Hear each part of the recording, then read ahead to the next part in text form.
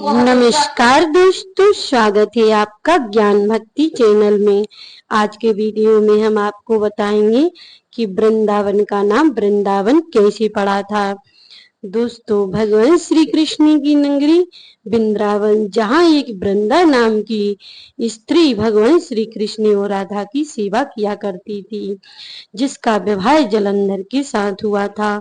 जलंधर कौन है, आइए जानते हैं। जलंधर भगवान शिव जी का लड़का था। वह भगवान शिव जी की क्रोध की अग्नि से उत्पन्न हुआ था। एक समय इंद्र ने भगवान शिव जी से मिलने के लिए सोचा और वह कैलाश पर्वत पर गए। वहां जाकर भगवान शिव जी ने सोचा कि मैं इंद्र की परीक्षा लूं, तो वह एक राक्षस का रूप बनाकर वहीं विराजमान हो गए।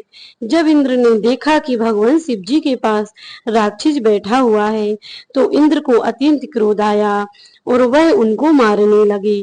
बहुत ही भला बुरा किया, अपमान किया, लेकिन उस राक्षस ने कोई भी जवाब नहीं दिया। तब इंद्र ने ब्रज से उस राक्षस पर प्रहार करना चाहा। यह देखकर महादेव को अत्यंत क्रोध आ गया और वह अपने वास्तविक रूप में प्रकट हो गए और उन्होंने अपना तीसरा नेत्र खोल दिया, क्योंकि भगवान शिव जी अत्यंत क्रोधित हो गए थे। तीसरे नेत्र की ज्वाला देखकर इंद्र डर गया और भागा। भागते हुए वह अपने गुरु बृहस्पति के पास पहुंचा। इंद्र ने बृहस्पति से अनेकों प्रकार से प्रार्थना की कि प्रभु मेरी रक्षा कीजिए, महादेव की क्रोध अग्नि से मुझे बचाइए। तब गुरु बृहस्पति भगवान महादेव के पास पहुंचे और नाना प्रकार से स्तुति करने लगे। गुरुदेव बृहस्पति की स्तुति सुनकर महादेव का क्रोध शांत हुआ और क्रोध की अग्नि से, उस तीसरे नेत्र की अग्नि से जो ज्वाला निकली, वह समुद्र में गिर गई थी। उसी से जलंधर का जन्म हुआ था। दोस्तों, जलंधर भगवान शिव जी का लड़का माना जाता है और वह अत्यंत ही शक्तिशाली था। जब जलंधर ने देखा कि मैं जल में से उत्पन्न हुआ हूँ और मेरे माता पिता का कोई पता नहीं है, तब वह खड़ा होकर कहने लगा कि मुझे पैदा करने वाला कौन है? आकाश पृथ्वी मौन है, मुझे पैदा करने वाला कौन है? इस प्रकार जलंधर सोच रहा था। तभी महादेव ने कहा कि मैं तुम्हारा पिता हूँ, मैं शंकर हूँ। तब जलंधर शंकर जी से कहने लगा कि पिताजी, आपने मुझे पैदा क्यों किया है? तब शंकर भगवान कहने लगे कि तुम्हें राक्षसों का अंत करना होगा, इसीलिए मैंने तुम्हें पैदा किया है। तब जलंधर कहने लगा कि ना मेरे पास कोई अस्त्र शस्त्र है और ना ही मैं अस्त्र शस्त्र विद्या जानता हूँ, तो मैं कैसे राक्षसों का वध करूंगा? ऐसा सुनकर भगवान शिव ने जलंधर के लिए अपना त्रिशूल दे दिया। जलंधर वहां से खुश होकर चला और वह बैकुंठ की ओर चला और उधर उनको विष्णु भगवान से मुलाकात हो गई। तब वह विष्णु भगवान से जलंधर पूछने लगा कि तुम कौन हो? तब विष्णु भगवान कहने लगी, मैं विष्णु हूँ, लेकिन तुम कौन हो? तब जलंधर ने कहा कि मैं शिव जी का पुत्र जलंधर हूँ। तब विष्णु भगवान बोले, तुम कहाँ जा रहे हो? तब जलंधर बोला कि मैं राक्षसों का अंत करने जा रहा हूँ, लेकिन मेरे पास कोई ज्यादा अस्त्र शस्त्र नहीं है। तब विष्णु भगवान ने उसके लिए अपना चक्र सुदर्शन दे दिया। अब क्या था, जलंधर चक्र सुदर्शन और त्रिशूल जैसे शस्त्र पाकर अत्यंत शक्तिशाली हो गया। जब जलंधर भगवान शिव जी से त्रिशूल ले रहा था, तब उसने पूछा, क्या यह त्रिशूल आपके ऊपर भी चल सकता है? तब महादेव ने कह दिया, हाँ, यह त्रिशूल सबके ऊपर चल सकता है। अब क्या था, जलंधर ऐसे शक्तिशाली अस्त्र शस्त्र पाकर अत्यंत शक्तिशाली योद्धा हो गया। वह तीनों लोकों में सिर्फ अपने आप को ही शक्तिशाली समझने लगा और वह इतना अत्यंत शक्तिशाली था भी, जो भगवान शिव जी के क्रोध से उत्पन्न हुआ था, इसीलिए वह अत्यंत क्रोधी भी था और शक्तिशाली भी था। इसी जलंधर जब पैदा हुआ था तो उसका आकार एक राक्षस के जैसा था, इसीलिए वह राक्षस जैसा ही दिखता था। और जब उसने सोचा कि मैं राक्षसों से युद्ध करने जाऊंगा, लेकिन मुझे शस्त्र विद्या तो आती नहीं है, यह सोचकर वह गुरु शुक्राचार्य के पास पहुंचा और गुरु शुक्राचार्य से बोला कि मुझे शस्त्र विद्या सिखा दो। तब गुरु शुक्राचार्य ने जलंधर को सारी शस्त्र विद्याएं सिखा दी। अब तो जलंधर और भी शक्तिशाली हो गया था। इस पर गुरु शुक्राचार्य ने देखा कि यह अत्यंत शक्तिशाली है और यह यदि राक्षसों से लड़ेगा तो यह सारे राक्षस मार देगा। तब उन गुरु शुक्राचार्य ने जलंधर को अच्छे से भड़का दिया कि राक्षस तुम्हारे शत्रु नहीं हैं, तुम तो खुद एक राक्षस हो, देवता तुम्हारे शत्रु हैं। इसीलिए तुम्हें युद्ध देवताओं से करना चाहिए और अपने राक्षस कुल का बदला लेना चाहिए। तब जलंधर का दिमाग उसी प्रकार का हो गया और उसने सोच लिया कि मैं देवताओं से युद्ध करूंगा। तब वह देवताओं से युद्ध करने लगा। कोई भी देवता उसके आगे टिक नहीं सकता था, क्योंकि उसके पास त्रिशूल और भगवान विष्णु का सुदर्शन चक्र था। इसलिए उसका सामना करने से भगवान विष्णु और स्वयं शंकर जी भी डरते थे। इस प्रकार जलंधर देवताओं से बार बार युद्ध करता था। कोई भी देवता जलंधर के आगे नहीं टिकता था। जलंधर के अत्याचार से तीनों लोगों में त्राह त्राह मचा हुआ था। कोई भी जलंधर का सामना नहीं कर पाता था।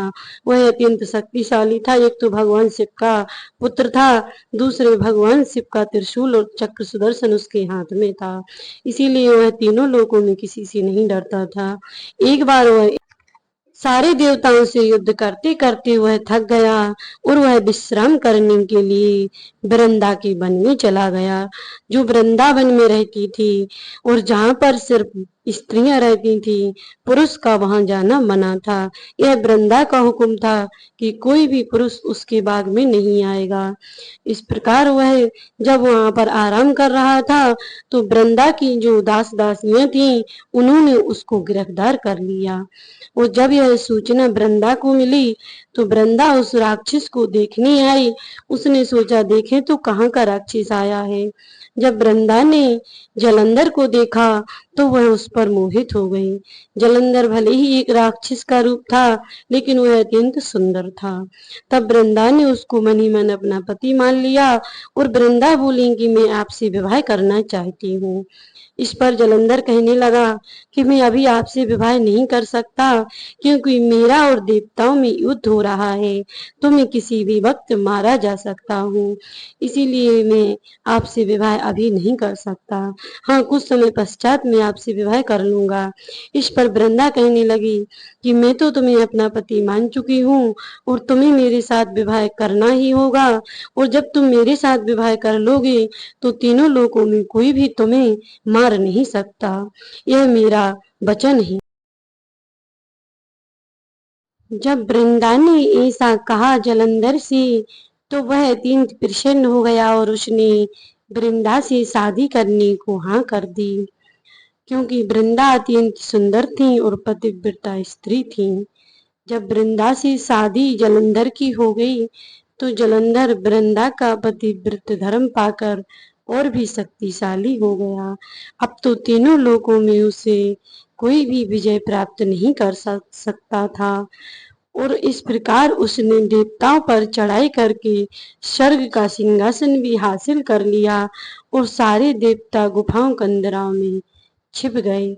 और जब देवता दुखी होकर भगवान विष्णु की शरण में पहुंचे और त्राह त्राह होकर विनती करने लगे, तब भगवान विष्णु ने एक उपाय निकाला। भगवान विष्णु ने सोचा कि जब तक इसकी स्त्री पतिव्रता रहेगी तब तक तो इसे कोई नहीं मार सकता। इसीलिए उन्होंने एक युक्ति निकाली कि छल से वृंदा का पतिव्रत धर्म खंडित कर दिया। विष्णु भगवान ने जलंधर का भेष धरकर वृंदा के पास गए और वृंदा का पतिव्रत धर्म नष्ट कर दिया। जब जलंधर युद्ध से वापिस आया तो उसने देखा कि उसके शयन कक्ष में कोई उसका भेष धारण किए हुए बैठा है। तब उसने वृंदा से पूछा कि यह सब क्या है। तब वृंदा ने कहा कि यह आपका भेष धरकर पता नहीं कौन आया है, मुझे तो मालूम ही नहीं था। यह सब सुनकर भगवान विष्णु प्रकट हो गए। तब वृंदा ने कहा कि तुमने छल से मेरा पतिव्रत धर्म नष्ट किया है, इसीलिए तुम पत्थर बन जाओगे, क्योंकि जिस प्रकार तुमने अपने दिल पर पत्थर रखकर एक पतिव्रता स्त्री का पतिव्रत धर्म खंडित किया है, एक सती का तुमने छल कर उसको उसका पतिव्रत धर्म खंडित किया है, इसीलिए तुम वही पत्थर बन जाओ।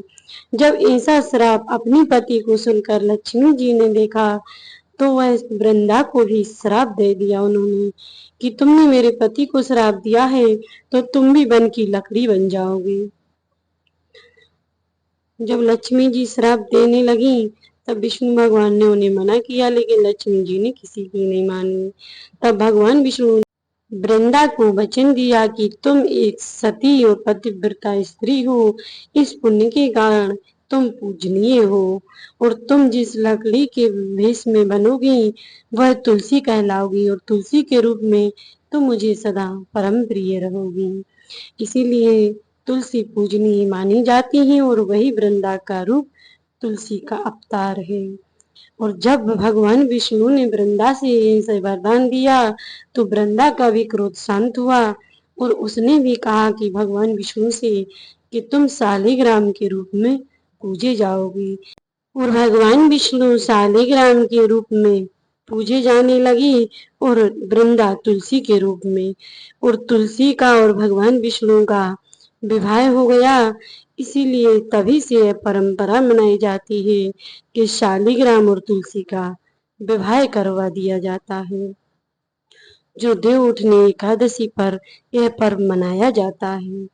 और जब भगवान विष्णु ने तुलसी को यह वरदान दिया कि तुम परम पूजनीय रहोगी और तुम्हारे पत्तों में हमारा हमेशा निवास रहेगा, और जो तुलसी दल डालकर मुझे भोजन समर्पित करेगा तभी मैं भोग ग्रहण करूंगा, और यदि बिना तुलसी के मैं भोजन नहीं करूंगा। और जो भक्त मुझे तुलसी दल अर्पित करेगा उसकी मैं समस्त मनोकामना पूर्ण कर दूंगा। तभी से भगवान विष्णु के भोग में तुलसी डाली जाती है और तुलसी में भगवान विष्णु का वास माना जाता है। तो दोस्तों, वो जहाँ वृंदा रहती थी और वह बगीचा लगा हुआ था वह समस्त पेड़ तुलसी के हो गए और वह तुलसी वन कहलाया, यानी कि वृंदा का वन कहलाया। तो तभी से उसका नाम वृंदावन पड़ा है, जो वृंदा के नाम से रखा गया था। वो जो वृंदा का बगीचा लगा हुआ था वही वन है, इसीलिए इसको वृंदावन कहा जाता है। तो दोस्तों, आपको ये वृंदावन की कथा कैसी लगी कमेंट करके जरूर बताइएगा, और यदि वीडियो अच्छी लगी हो तो एक लाइक अवश्य कर देना, और यदि आप हमारे चैनल पर नए हो तो चैनल को सब्सक्राइब करके घंटी का बटन ऑन कर देना, और कमेंट बॉक्स में जय श्रीमन नारायण तो अवश्य लिख देना, क्योंकि भगवान विष्णु की कृपा आप पर बनी रहेगी।